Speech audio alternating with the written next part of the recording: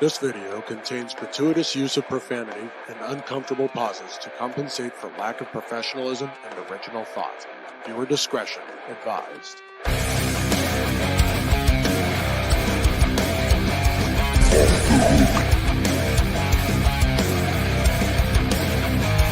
Hey guys, this is Eve Morrow, and you're watching The Sanitarium with Leatherface. Woke up in the sanitarium. In the ring, I feel like Leatherface. Run up, then I bury you. They know the vibes when I'm coming through. They told you lies, but we know the truth. Vibes, gotta let it loose. Yeah, I'm gone, I can't feel my face. Gone, you won't see my face. Gone, feel like Leatherface. Gone, feel like Leatherface.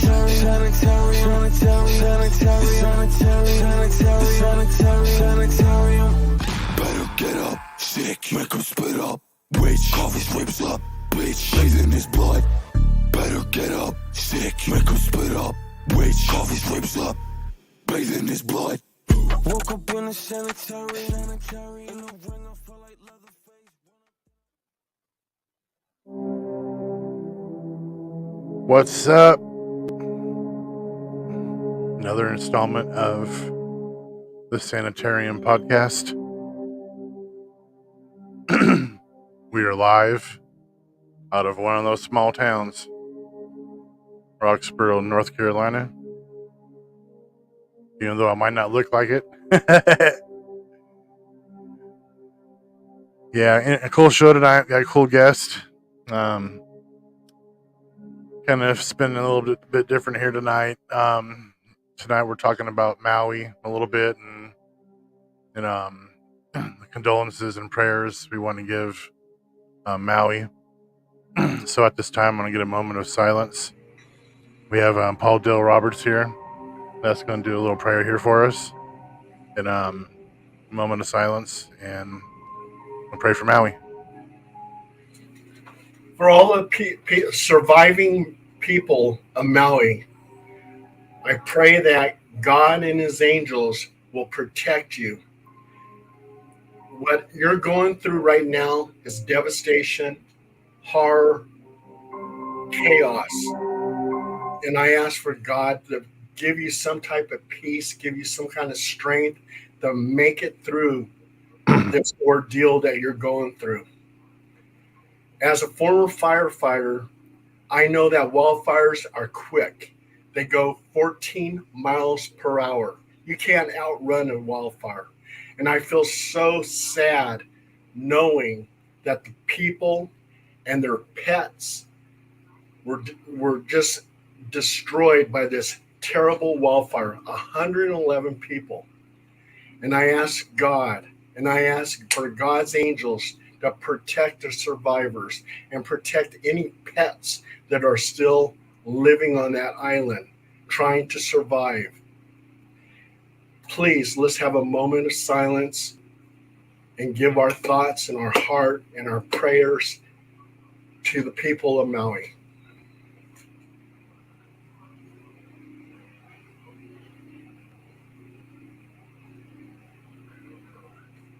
Thank you. Amen. Amen. Paul Dale Roberts here on the Sanitarium. Very touchy. Let me get some music back going here again. All right, get some back going. All right. Woo! I'm such a softie. We have my host here, co-host here, looking El Guapo. It's always darker looking on your. Man, turn some color lights on or something. They're like fucking Dark Man, Brokeback Mountain version. Disculpe, lo siento, por favor. Tengo una fiesta en mi pantalones, pendejo. That was awesome. You like that? I do. Yes. See. Shit. Let me. All right. Well, Mr. Phil's. Oh, there you are. All right, there it is. You get that White House hat on from Bonanza. I do. I dig it. Sorry, brother. I fell asleep. I've got to work late tonight, and I thought I'd get a nap in, and I went a little too long. Well, heaven forbid we have normal lives and do grown-up things. I know. Yeah, welcome to Sanitarium here with Leatherface and Phil. We have a special guest on tonight, Tim Swartz. You've heard him on Coast to Coast AM. You also have seen him on Ancient Aliens several times. Pretty cool dude. I'm already digging him. I was talking to him. He's like, he's trying to, see, what kind of are we square bears pretty much? Are you guys a little, I'm like, dude, you can do whatever you want. There's no, we don't ban anything on here. So we get pretty wild on here. So be yourself, whatever that may be. Just let it rip. I like him already. This is gonna be fun. Oh yeah. And I got a little video for him that we'll introduce him with, and I usually spend about an hour, 2 hours, depending on who it is. Cornemic, of course, a lot more. That's my heart throb. I hear Tristan. I can feel Tristan laughing somewhere. Right. But anyways, he sent me this little simple video, and it was him, figuring things out in life. And he put it into a little 58-second video, and I was watching. I'm like, that's brilliant. He really came out, and you can really see him trying to figure things out. And we'll go ahead and play that little video when we come back from the traditional butthole break, we call it. I bought my brother one of those shirts. I should have bought one for myself. I'm gonna get one too. Which one? Oh, the Fudge Factory ones. I love Uranus, Missouri. Oh yeah, that's our favorite spot, Tim. I see him laughing down there. Nice little fudge place on the way here to Missouri. When I moved here a few years ago, we drove right past it and drove in, and it was just the humor alone, getting fudge and hearing Uranus on jokes was just relentless. But they got some really good fudge in Uranus, and I like them so much. And they're like our official, non-official sponsor. I think I just like their videos. They're awesome, and I like their product. So we're friends. I just play it for the hell of it. But it's become a laughing tradition here on the Sanitarium. When you stopped there, you made sure you peed in Uranus, right? Oh, I took a deuce in Uranus. A deuce in Uranus. Mm-hmm. Oh yeah. Things got backed up a little on the road. Had a fiery deuce, as a matter of fact. You're trying to watch that video. I'm like, I went in that bathroom and that first stall right there, I blew that motherfucker up. Like, things have never been the same ever since. Dunsky. All right, we're gonna go ahead. Thanks, Pauldo Roberts will be here for the second half for the roundtable. Bringing in a little prayer for Maui, beginning of the show. Much appreciated. So let's go ahead and go into our little commercial, and we'll be back with Tim. Shake and bake. Roll. Not everything is as it seems on the surface, as this family's about to find out. Are we there yet? Mom, Timmy's pulling my hair. Timmy, stop it. Are we there yet? I gotta use the bathroom. Me too. Well, kids, I told you to go potty back at the house. Oh, look, honey, we can pull over in a couple miles and let them pee in Uranus. Yeah, Dad. I want to pee in Uranus. I want to pee in Uranus too, Dad. Look, honey, the billboard says Uranus is only a couple miles away. Look, that look on his face comes from Uranus. That sounds delicious.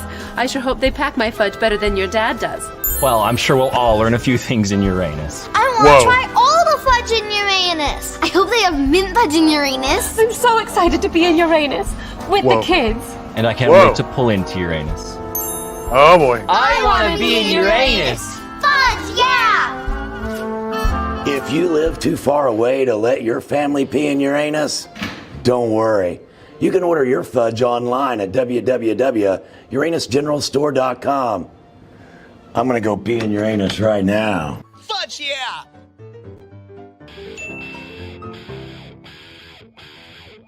What the fudge you waiting for? Stop prairie dogging and pull the trigger. Go to uranusgeneralstore.com and order your fudge today. Yeah. There it is. Uranus Fudge Factory. Visual funny video on the Sanitarium. We actually got three. We got 3 of those videos. So it's 4 now. I got 4 now. There's a new one I got. I think I played it at the last show. Did I? I don't think so. I think I've only seen 2 so far. Okay, it was a more non-comical one, so I'm not 100% sure. But yeah, welcome back to Sanitarium. I'm here with fucking El Guapo. Here we go. El Guapo. Oh, thank you. Gracias, señor. Oh, yeah. So I'll tell you a little something about I said Tango una fiesta en mi pantalones earlier. Yeah. There's a story behind that. Me and the crew was There's no heading to our party. buddy. What's that? There's really no party in your pants. Sorry. No, it was a trick. I was pretty much told there's this little restaurant on the way to. I was down by Ventura, going the back way through the mountains. Ojai. There was a little Mexican restaurant where the lady works, where you can like go up there and you say that to her, and she'll give you a coin. And I'm like, what? And I practiced the whole verse like the whole way on the way down there. And we stopped by there and I saw her and I knew something was up, but I didn't get it. I didn't know what I was saying. So I walk in there and to her and I said that, and she's like, should I help you? I'm like, if it's in my Mondays. And she looked at me, this dirty fucking look. And I'm sitting there like, oh God, what'd I just say? And everybody said, one of the guys was kind of Latino with us, so it wasn't a big deal. So I'm like, all right, he ain't gonna let me down, And she looked at me for a second and she smacked me. And I was like, I look back, I'm like, oh my God. And then she grabbed my face and gave me a kiss on the cheek and told me to go away. Then she told you to go away. So I went outside and I started punching everybody in their fucking leg. They got you. I was like, you motherfucker. But yeah, here's our second part here. I want to go ahead and show you a little video introducing our friend Tim Swartz, author of many books. Paul Dill Roberts will show many of his books there during the second half here on the roundtable. So here is Tim. Where the fuck is the video at? I'm going to be pissed off if I left it somewhere. We're having technical difficulties, and we believe it's aliens that are purposely trying to interfere with our transmission. Where the fuck is it? All right, Phil, talk for about 20 seconds. I'm going to upload it again. You have now entered a dimension of sound, a dimension of mind. Welcome to the Sanitarium. Dude, that was like 5 seconds. Sorry. Nice. Well, I did watch an Ancient Aliens about Tesla today that had Tim in it, and I thought many of the things that he said about Tesla were excellent. Although some of the other guys that were speaking on there were kind of comical, I thought. There's always that guy, the Tsoukalos or whatever, that Greek guy who's got the Don King haircut. Yeah. Yeah, he's always good for a laugh. All right, I'm just kidding. Here it is. Here's Tim Swartz.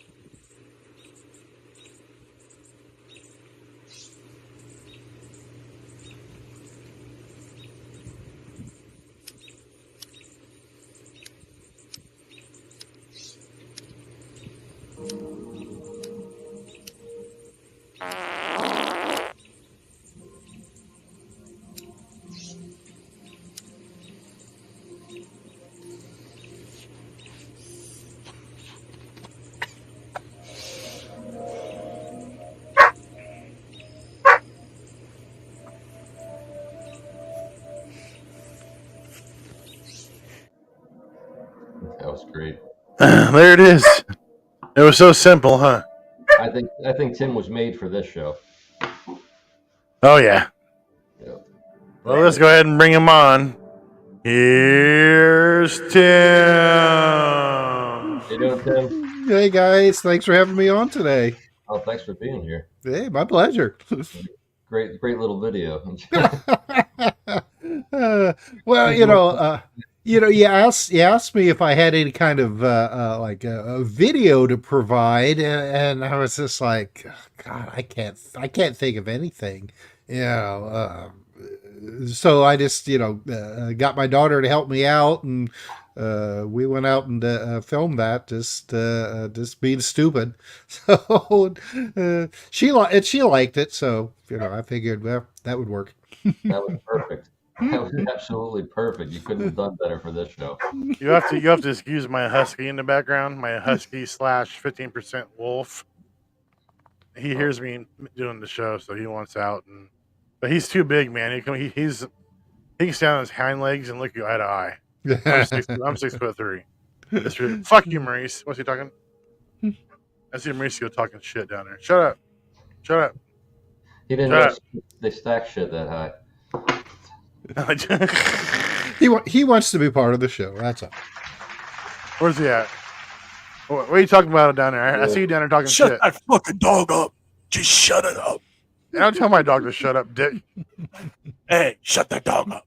Oh, you fucker. You're so mean. Not the neighbor you want. You back talking more shit? Get the fuck out of here, damn it. Not a dog owner. He likes little dogs. He's just not really. I don't think he's an animal person. Period.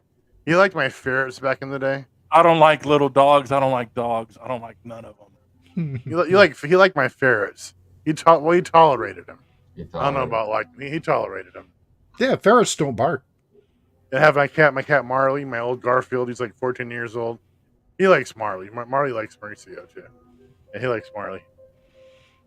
Yeah, he just plays a grump on TV. That's all. Yeah, no shit. Get the hell out of here. All right. Thanks for coming on the show. A couple topics I want to talk about. I don't want to get too much into conspiracy, but you have to touch some things when it comes to direct energy weapons.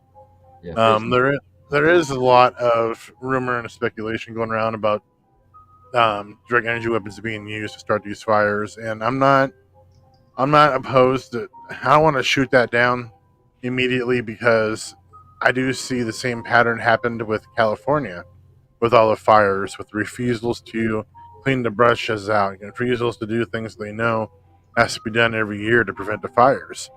And Hawaii is, I've been to Hawaii a couple times there, and it's beautiful. And I just can't, they take care of their stuff there, and I just can't believe. I know wind can definitely set a rhythm for destruction, but it just seems too similar to the fires that happened here. Well, actually, when I was in California, it happened, and it seemed kind of then companies coming in making offers, and it does seem like a traditional Trojan horse as far as coming in, destroying the land, and buying it up. Do you have any opinions on direct energy weapons? Yeah, well, I have no doubt that there are direct energy weapons. Nikola Tesla, way back in the early 20th century, was actually working on such devices. So, and we know from that technology that the Soviet Union, probably in the 60s and 70s, probably had that perfected. But, if you've got a direct energy weapon, you're going to use it for something more than just starting wildfires someplace, in my opinion. It seems to be kind of a waste of a good weapon to go and start forest fires and shit like that. If you've got a direct energy weapon, you're going to use it to, take down buildings or assassinate leaders or something like that, not start a fire. If you want to start a fire, you just get out there, with some matches and shit. That's lot cheaper. And that's what kind of surprises me is you look at videos of current energy weapons. You see them mounted to ships. They're good for taking out drones, things like that for defensive for the Navy and everything. But you got to remember, I remember Star Wars. We had laser and we had interception technology in space, with the Star Wars program. So it's like you look at patterns of different places being destroyed by these fires, and then you see the common pattern of people coming offering to buy those up. Usually, China is usually the one there immediately with a handful of cash, which is very questionable in my book. Mm-hmm. But it's a it's an everlasting pattern of fire destruction, and look at the weather. We know there's weather technology for offensive weaponry. We have heard about the weather, the seeding of the clouds in Vietnam, and we also have we had the what was the device up there for controlling the weather. Well, not CERN, but HAARP. the other thing. HAARP. You're thinking of HAARP up in Yes, Alaska, HAARP. yeah. So you had HAARP. So and China is supposed to be definitely ahead of us in technology as far as weather control, and Russia. I don't think So, we'll get away with that. I don't think so too. You have to hit them with something back, of course. But I mean, it's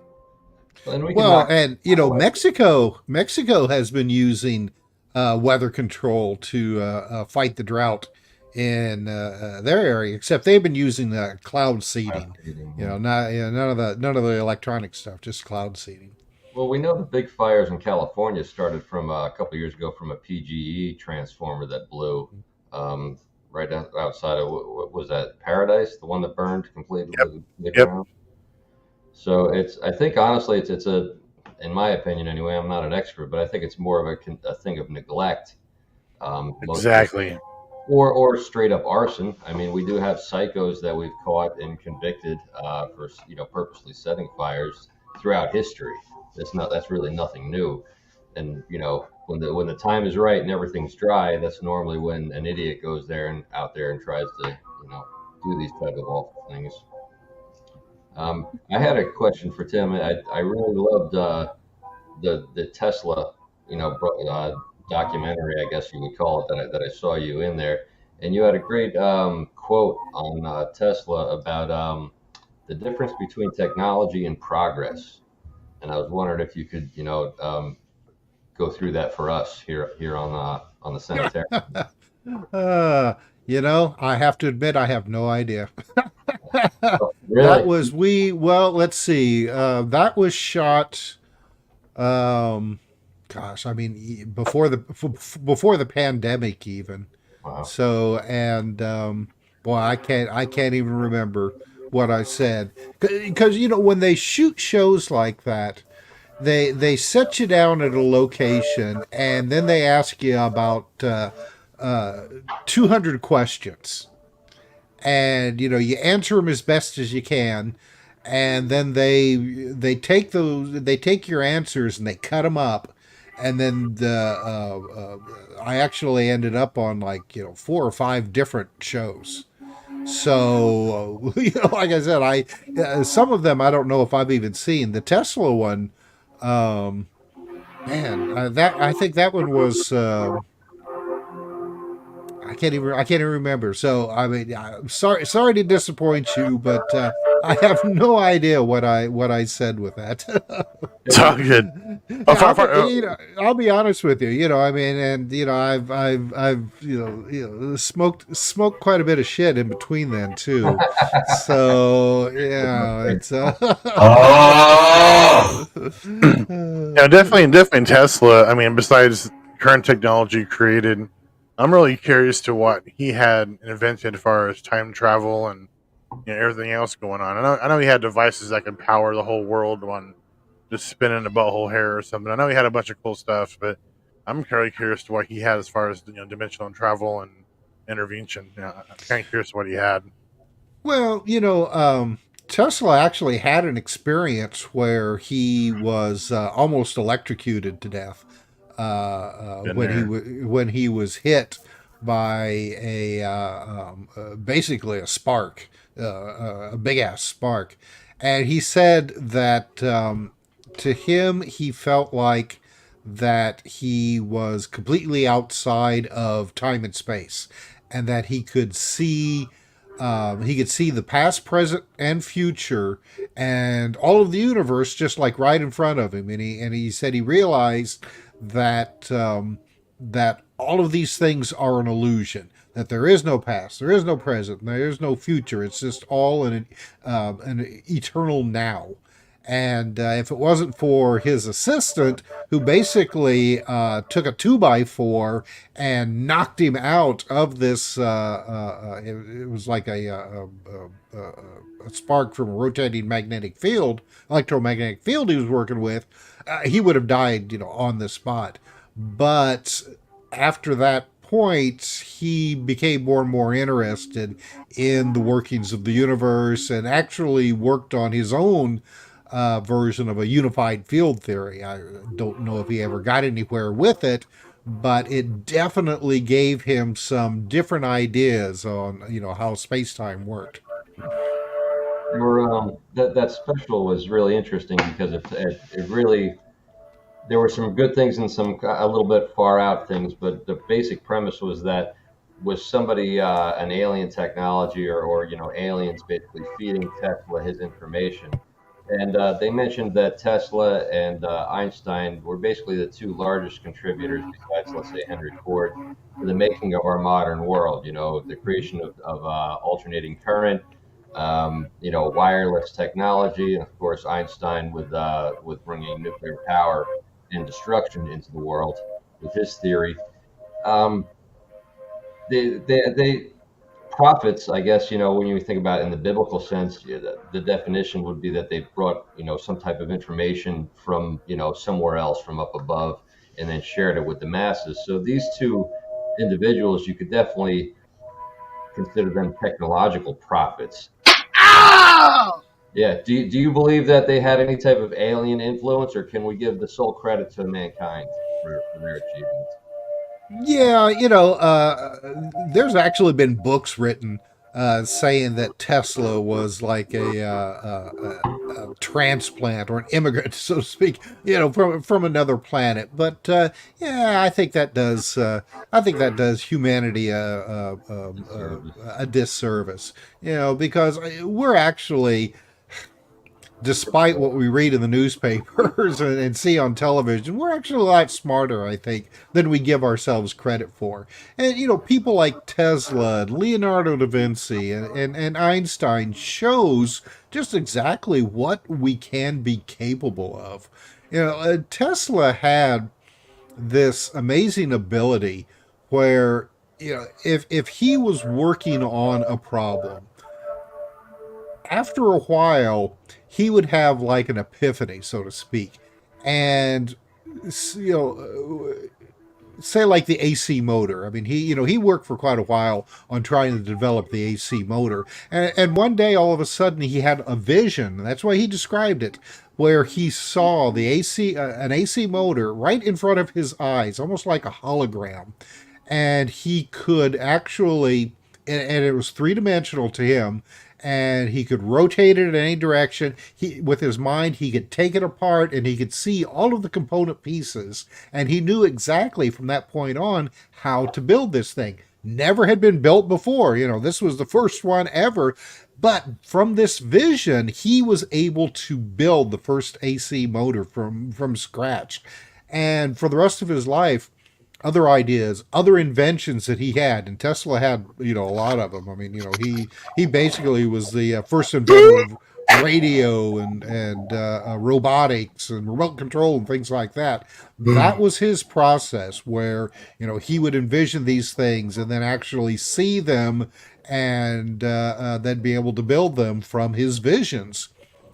Some people say that he was able to tap into what's called the Akashic record, which is like the universal knowledge base that everything that is or will be is stored somewhere, in I guess universal consciousness or something, and that some people have that ability to tap into that and then gain knowledge from this base. So, if there's going to be anything esoteric about Tesla to say, I would say that he had the ability to tap into that universal knowledge. I think I tapped into that universe with some DMT a couple times many years ago. Oh yeah, well, and I'll tell you what, I had two incidences. One where I took a few hits, and I saw it with my own eyes. I got slingshot right off the damn earth, right into the sun, and I was somewhere I couldn't explain. But the second trip, and you're mentioning the library and the galactic, database. I remember my second trip I had done. I was a lot younger, of course, but I remember being somewhere, and they had this weird ringing, spirally thing. I just went up and up and up. And when I'd go touch certain points of it, I would get knowledge and I would see things, and a lot of it was things that didn't make any sense. That wasn't of the Earth at all. It was just things and dimension things I didn't understand. So I always had that feeling that was like a database of some kind. So It's kind of unique you mentioned that, so I kind of brought that story up. While we're talking about the abilities of human beings, especially primitive human beings, because I mean everything, the robotics you mentioned, there were automatas, or these devices that the wealthy and the rich used to have made for themselves, going back hundreds, and even longer, years ago. Plus jewelry, these guys that carve out statues on the heads of pins. Human beings have been able to do amazing things. And that's why I tend to think that we didn't have any help, like I think you agreed with there. I was wondering with the pyramids thing. I've heard a lot of different theories about a ramp, about pushing sand all the way up and building it from the top down. Do you think the pyramids were extraterrestrial, or any help in that matter, or was that just a lot of people working? Yeah, no, I mean, I think that the pyramids were definitely, built by people, and it just goes to show you that even, thousands of years ago, people were smart. There's a lot of people who think that if somebody lived 10,000 years ago, what have you, that they were living in a cave and throwing rocks at the moon and, shit like that. But Phil probably was. Yeah, I mean, people back then had just the same kind of intellectual capacity as we have today. And, vice versa. I mean, there are people right now living on the planet who probably would think that they could throw rocks at the moon. So, I mean, just because we live in a modern era doesn't mean that there aren't just incredibly stupid people out there still. But what I'm saying is that as long as we have been on this planet, we have been pretty much as smart as we are now. Our ancestors just didn't have the type of technology that we have now. Maybe some of them did, though. I mean, I am kind of an advocate that we're not the first technological-based civilization on this planet. This planet has been here for millions of years, and I find it odd to think that we are the first ones to develop a civilization and a technology, spacefaring technology even, after all of this time. So, some of these stories that have come down to us of like, Atlantis and, ancient civilizations like that may have some basis of truth, but, I mean... Really, I mean, if you have a civilization that existed even just a million years ago, the Earth changes so quickly that any remnants of that civilization would long be gone. It would disappear. So we would have no idea that it existed. But yeah, when it comes to things like the pyramids and the megaliths and things like that, more than likely that they were built by humans, maybe using techniques that we've forgotten about and don't know how, currently don't know how to use. If you would go and ask, say, like an archaeologist, how the pyramids were built, they'd tell you, oh, well, they had like 10,000 slaves with ropes and dragging these rocks up the sand and pouring water on them to, give us some friction. So if you ask an engineer how the pyramids were built, an engineer would say, I have no idea. Yeah. So and some of the demonstrations that have been given to try to show some of our more modern ideas on how the pyramids were built, they always use like stones that are considerably smaller than what the pyramids have, were built with. So until somebody can actually have a full size, just a single full size stone that they use for the pyramids and move it around, obviously as effortlessly as the ancient Egyptians were able to do, then maybe I would consider their suggestions on how the pyramids were built. But yeah, I mean, I think that they were human built, but How? Who knows? All right. About that time to go ahead and go to our second part of our break here. And we will be back here with the round table. The best fudge comes from Uranus. Uranus, Missouri. That felt good. Tastes even better. Wow. Deep in the crack of America's heartland, the citizens of Uranus are bursting to give you their amazing fudge. That's right, fudge from Uranus. I'm not fudging with you. We're literally in Uranus. That's the mayor of Uranus, and you can get your fudge out the back door at UranusGeneralStore.com. And we're not fudging with you. I'm as serious as a fudging horse kick to the side of your fudging head. I am as serious as forgetting your fudging anniversary. I'm serious as skid marks on your fudging undies. I'm serious as fudging a pregnancy test. I'm serious as fudging the presidential election. I'm serious as fudging the bar exam. Oh, I bet. Uranus squeezes out so many different fudges that they have a fudge for everyone. They got blueberry fudge, chocolate fudge, vanilla fudge, chocolate pecan fudge, mint chocolate fudge, cookies and cream fudge, peanut butter fudge, M&M fudge, toffee bar fudge. There's a fudge for everyone. Right now, I'm making the mayor's #2 favorite flavor of fudge. You can try some at UranusGeneralStore.com. Click now. That is some yummy fudge from Uranus. The best fudge does come from Uranus, Mr. Mayor. That's my dad. Go to UranusGeneralStore.com and order the best fudge and fudge this side of the Mississippi. And the other fudge side, too. We can't contain it anymore. Uranus is about to explode across your screen and your front door. Ooh, fudge! Quit prairie dogging and order the best fudging fudge ever. Hey, Mr. Prairie Dog.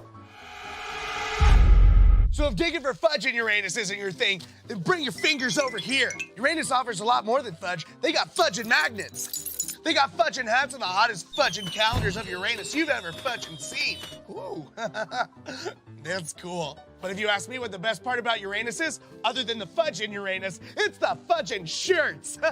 Fudge not, lest ye be fudged first. Fudge, fudge, fudge, fudge, fudge, fudge. Want to see more of Uranus? Come see the amazing attractions like the Moonicorn Creamery and Funnel Cakery.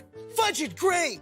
Escape Uranus escape rooms. Fudgerific. Uranus Sideshow Museum. Hot fudge. Chicken Bones Party Bar and Grill. Fudge, yeah. So quit fudging around. How many more times do I need to say fudge to get you to order some fudge and fudge? Seriously, Uranus can't hold this fudge forever, so you might as well order some fudge today, for fudge's sakes. Go to UranusGeneralStore.com and order your fudge today. Or come down here and drop some deuces yourself. Peace. Welcome to Uranus! Let's make Uranus great again. Fudge, yeah. Fudge, fudge, fudge, fudge, fudge. Fudge. In a time and place where kids were forced to fight for survival. Jesus, I'm just hoping when I lop this dude's filthy head off, his cock will be rigor-mortied for like 30. Food is sparse. Jesus, I'm starving. And so are the women. God damn it, Samuel. See if you could cut that tree stump off and fit it up my anus. These are the Hunger Gays. Oh, god damn, cock. Back with your spoo arrow and shoot it in me. Oh, coming this summer to theaters near you. God damn it, what are you doing in that tree? Climb down off that hard piece of wood and climb onto mine. Written by Suzanne Collins. Is that a bow and arrow in your pocket, or are you happy to see me? Readapted by Aman Krausen. Take your filthy love weapon and stuff it deep inside my fight tunnel. The hunger has been satisfied.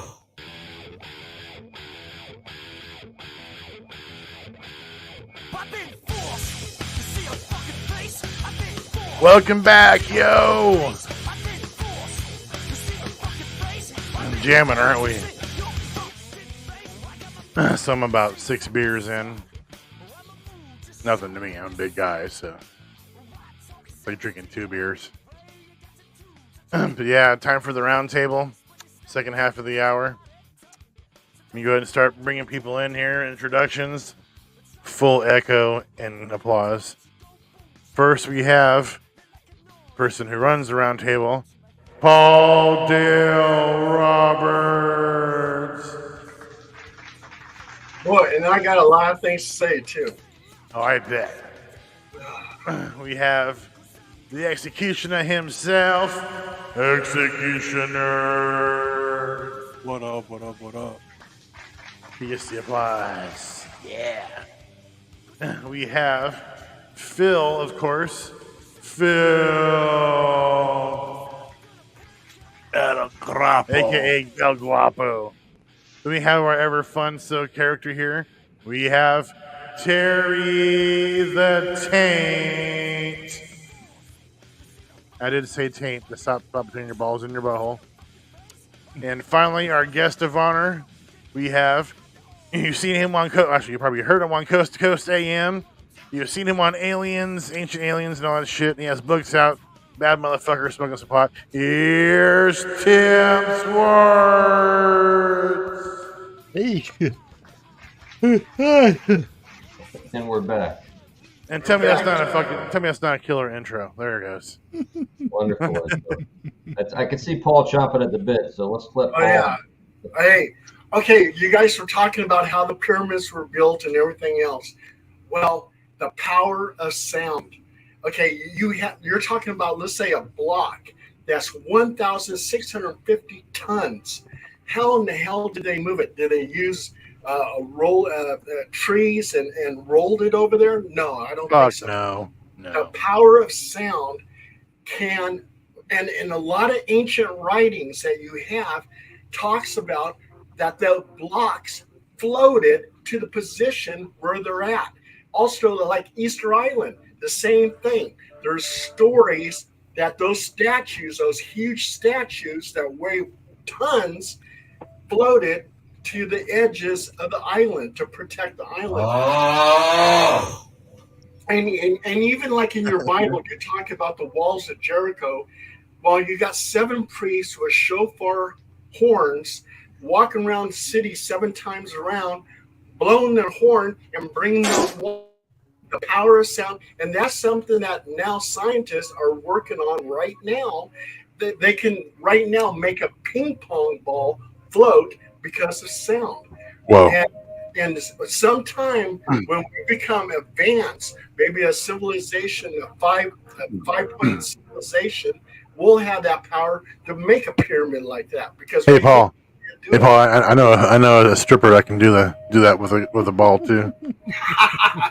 And okay, and then I gotta say, as for the Akashic records, not really. Tesla, he was connected to the Akashic records, was able to pull out information. The Akashic records, all living things, from a praying mantis to a human being, whatever we see, we feel, and everything else is recorded in energy, and it goes into the Akashic records.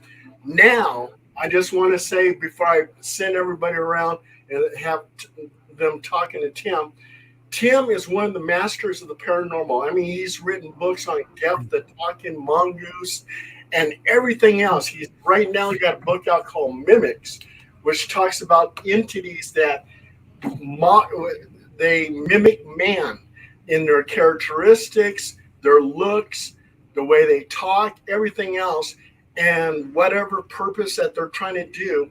There's all these different type of entities that mimic humankind.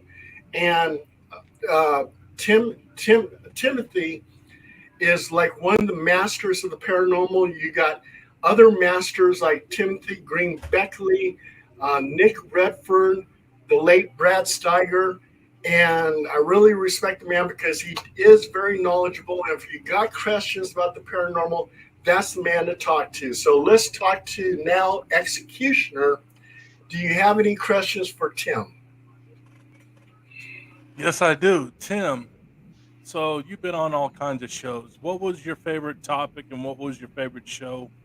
And what was the most paranormal thing you ever seen in your life?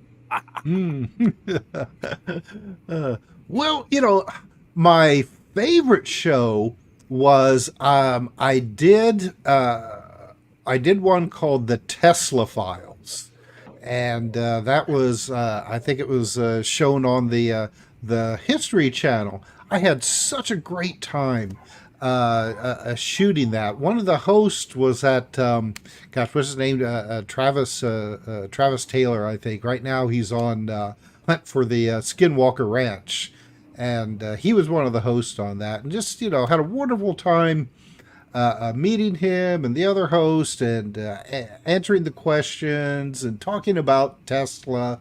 It was an amazing time, and none of what they shot with me ended up on the show. Nothing. It just all went to, it was just all completely cut out.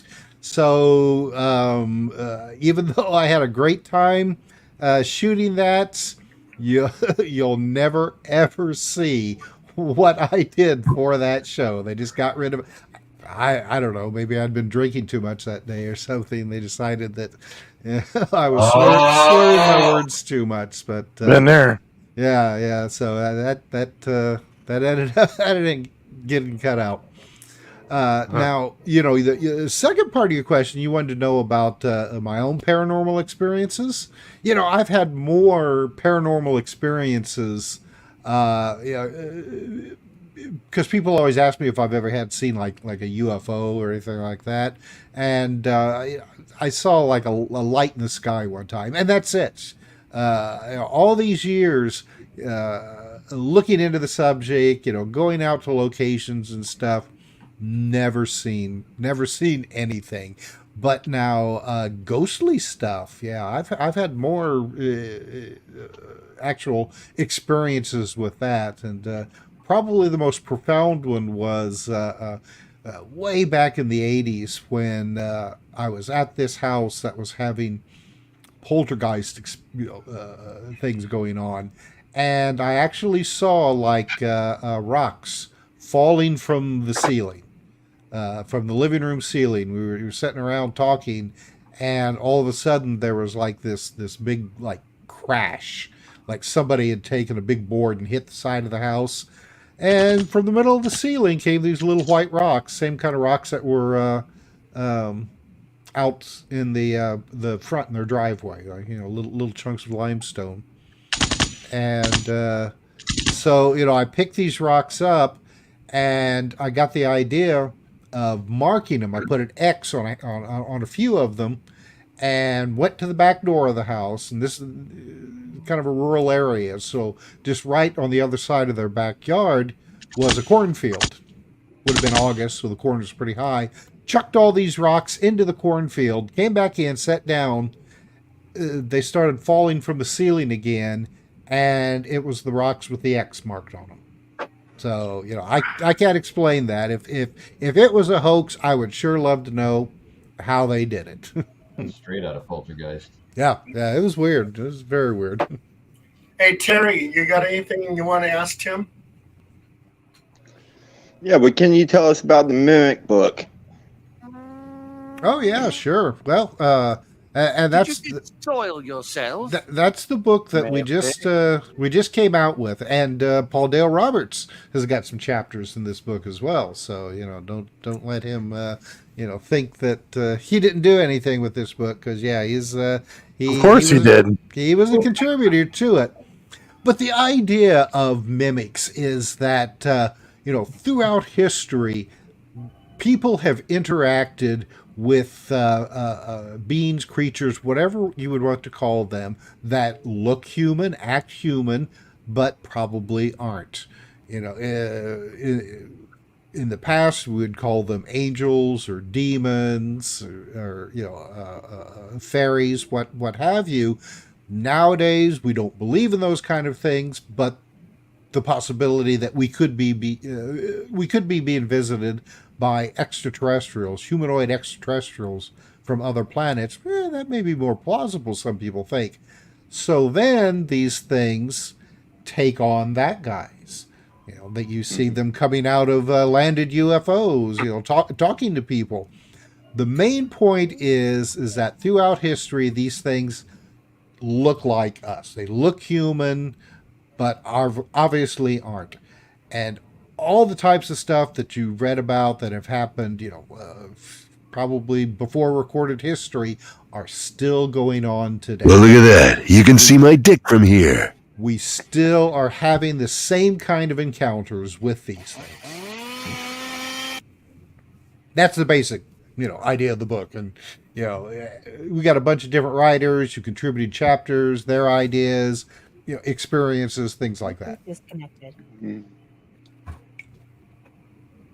I remember in the movie Mimic was about the giant bug that was trying to impersonate a person in a trench coat and it would eat your asshole when you got too close. That's a good one. Well, one of the aspects of the Mimics book is the and I look into this quite a bit naturally, is the sexual attractions and all the fucking around that goes on between people and these things.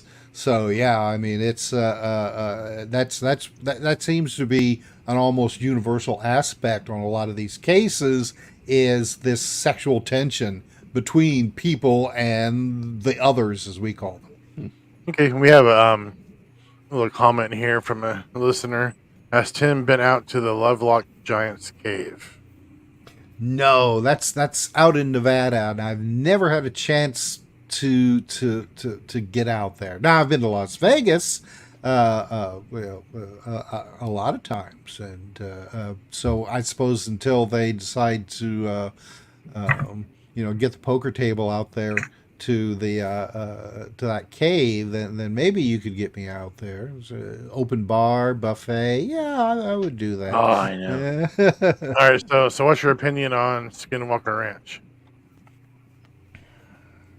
Yeah, there's something weird going on there, and it's it's not the only location that that's been experiencing over the years these kinds of weird activities. Right now, if you watch the television show, they're busy shooting rockets up into the air and things like that, and seeing like little tiny lights in the sky. But the thing that makes the Skinwalker Ranch so interesting is some of the high strangeness shit that's been going on out there. People who would see wolves standing on their hind legs, leaning up against a tree, smoking cigarettes. Stuff that follows people home after they've been out there, especially people who go out there maybe with a skeptical, cynical, or military soldiers, things like that. For some reason, whatever the phenomena is, especially loves to fuck with people like that, because it'll follow them home, and then there'll be like all kinds of poltergeist activity, hauntings, and just really scary stuff. When you say it follows them home, does it follows them home to their home or to where they're staying on the ranch?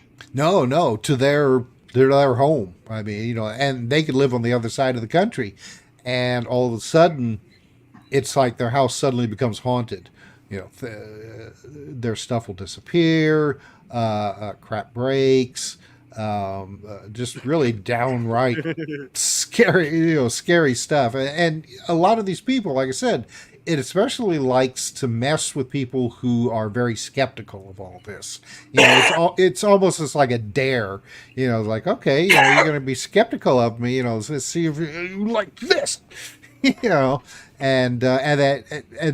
the bad thing is that it messes also with their family, like scares the kids and stuff like that. So it's whenever you get involved with locations like the Skinwalker Ranch or even haunted houses, you got to be really careful, because it can follow you home. And you see these reality shows, where the ghost hunters are like daring the spirits to do something, challenging them, yelling at them and stuff. That's not, that's a good way to get your ass kicked. To get your psychic ass kicked. It may not happen on camera, but a lot of these people then, like I said, with Skinwalker Ranch, they'll go home and just all hell breaks loose. Oh yeah, I've wanted to see something myself, just because I figure if you can prove that ghosts exist, or you've actually had one of those experiences, then then maybe that's proof that God might exist too. I guess I'm like Mulder in that sense. Is I want to believe, I just personally haven't experienced anything that that can't be explained. Oh yeah, yeah, definitely. That's and that's kind of the trickster element of all of this stuff is that people will and people who have never had any interest in this kind of stuff, when they have a bizarre experience like this, they'll swear that it actually happened to them, but for the most part, trying to prove it is extremely difficult, if not impossible. Photographs can be hoaxed. All kinds of different scenarios that this phenomena has the unique ability of being able to dodge around it to prevent that proof from ever taking place. And it would be easy to say that it is just, it's all hoax, that everybody's just, screwing with you for whatever reason. But you've seen the same kind of thing going on for, 1,000 years and more. So unless every hoaxster all this time has the same ideas and the same knowledge base, then yeah, I mean, I think there's definitely something weird going on. When I was at Skinwalker Ranch doing my investigation, I brought 2 investigators with me. We were not at the actual site of Skinwalker Ranch, but we were in the valley. And the whole valley, they say, has paranormal activity.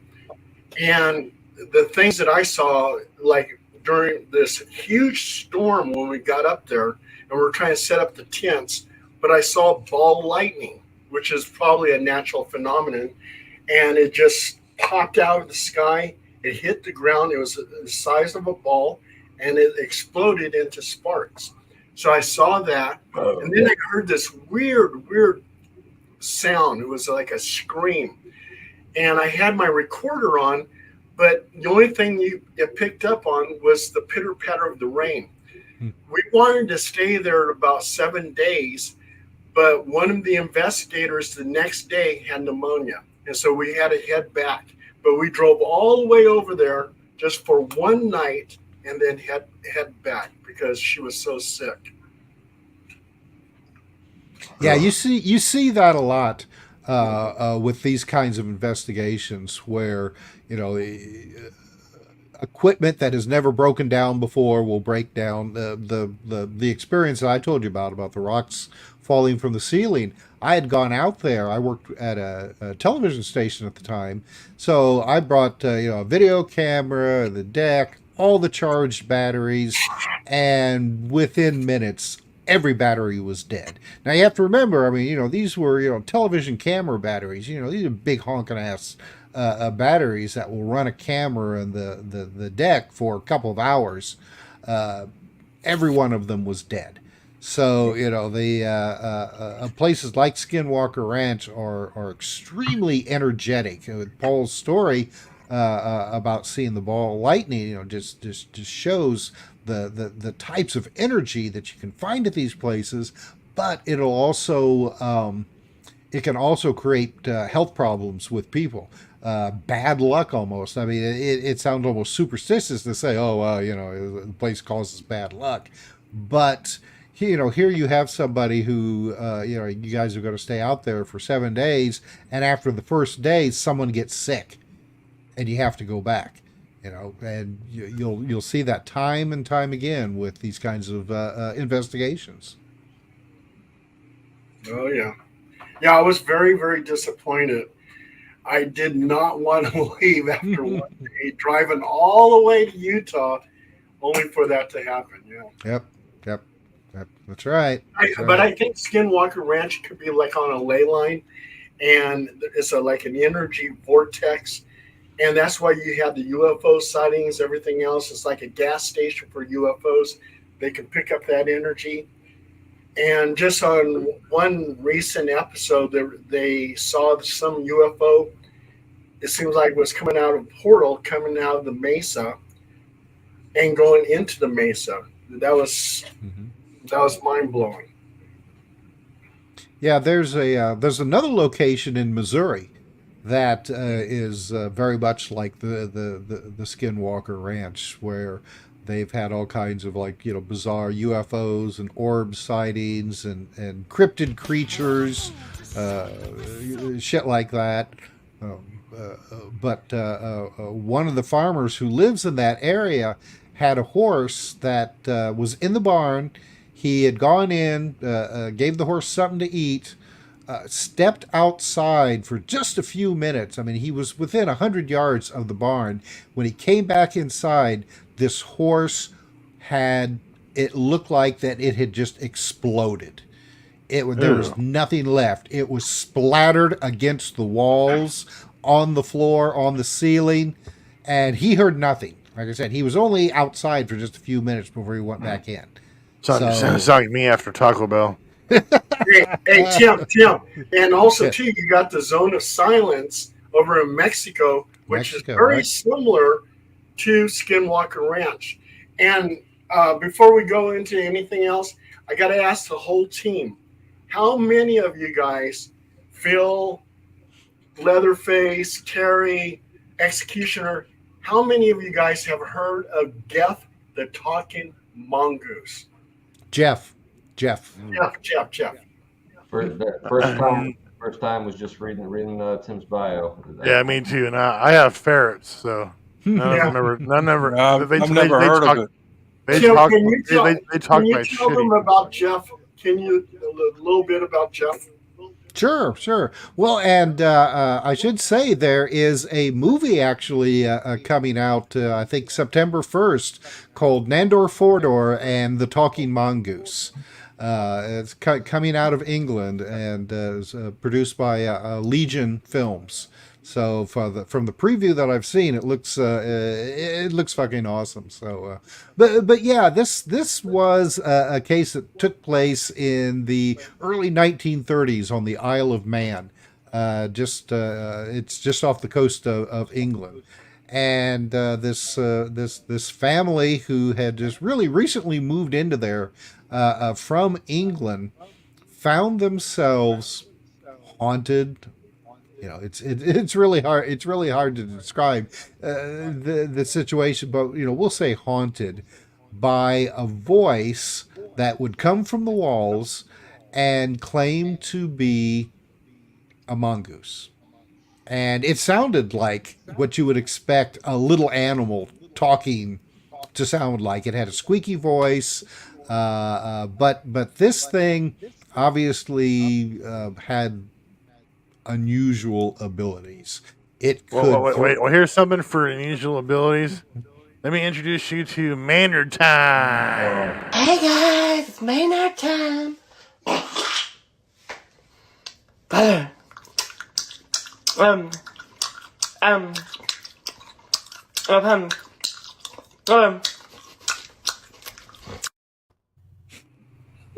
that awful? That guy is paranormal. That guy is paranormal. It's not normal. He's paranormal. Well, we reached the end of the show candy. Here. We have reached the end of the show here. Tim, I want to thank you for coming on. It's been pretty rad. Nice seeing you, Tim. Thank you for having me. You really had fun. Thanks for coming on, Tim. Yes. Thank the rest of the round table for coming on. This is there it goes. All right. This is You Know Who. We off the hook. Have a good night. Off the hook.